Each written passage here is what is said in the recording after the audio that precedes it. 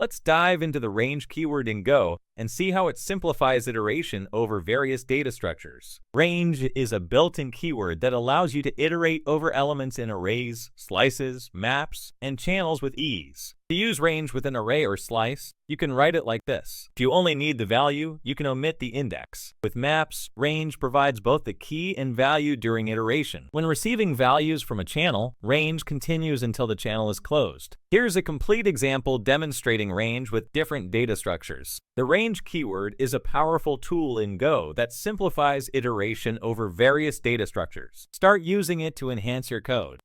Let's dive into error handling in Go and discover how to manage errors effectively in your applications. Error handling is crucial in programming as it allows you to anticipate and respond to issues that may arise during execution. In Go, errors are represented using the built-in error type, which is an interface with a single method, error string. This allows for a standardized way of reporting errors across your code. You can create custom errors using write single quote errors.new write single quote or by defining a custom error type. Define a custom error type for more context. When calling functions that return an error, always check the error before proceeding. Here's a complete example demonstrating error handling in action. Error handling is a key aspect of writing resilient Go applications. Start implementing these practices to improve your code quality.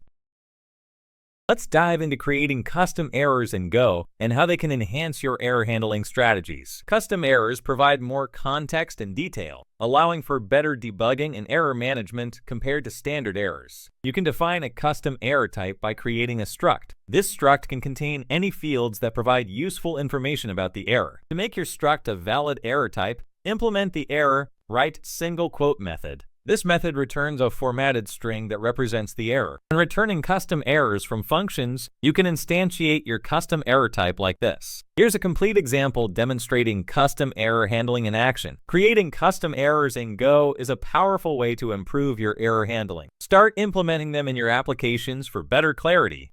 Let's dive into the defer keyword in Go and discover how it can help with resource management. Defer is a keyword in Go that allows you to schedule a function call to be executed after the surrounding function completes. When you use defer, the function call is not executed immediately. Instead, it is pushed onto a stack and executed in LIFO, last in, first out order when the enclosing function exits. Defer is commonly used for resource cleanup, such as closing files or network connections, and for logging purposes. Here's a complete example showcasing defer in action. The defer keyword is a powerful tool for managing resources and ensuring proper cleanup. Start using it in your Go applications. Let's explore the panic and recover mechanisms in Go for handling unexpected errors gracefully. Panic is a built-in function that stops the normal execution of a Go routine and begins panicking. This is often used for unrecoverable errors. Use panic when you encounter critical errors that your program cannot recover from, such as an out-of-bounds array access or invalid configuration. Recover is a built-in function that allows you to regain control of a Go routine that is panicking. It can only be called within deferred functions. To use recover, wrap it in a deferred function. If a panic occurs, recover will capture it and allow your program to continue. Here's a complete example showcasing how to use panic and recover. Understanding panic and recover is essential for effective error handling in Go. Use them wisely to maintain program stability.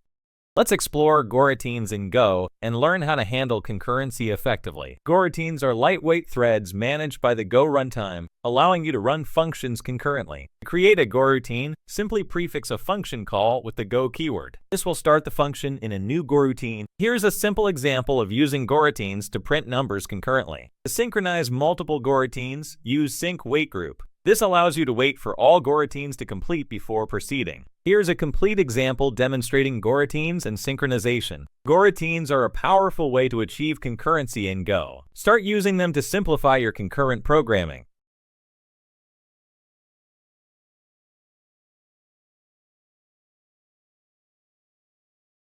Let's explore channels in Go and learn how they facilitate communication between goroutines. Channels are a way for coroutines to communicate with each other and synchronize their execution. To create a channel, use the make function. For example, you can send a value to a channel using the receive operator and receive a value from a channel the same way. Channels can be buffered or unbuffered. Unbuffered channels require both sender and receiver to be ready, while buffered channels allow you to send a limited number of values without a receiver immediately ready. Here's a complete example demonstrating channels in action. Channels are essential for managing communication in concurrent Go programs. Start using them to streamline your coroutine interactions.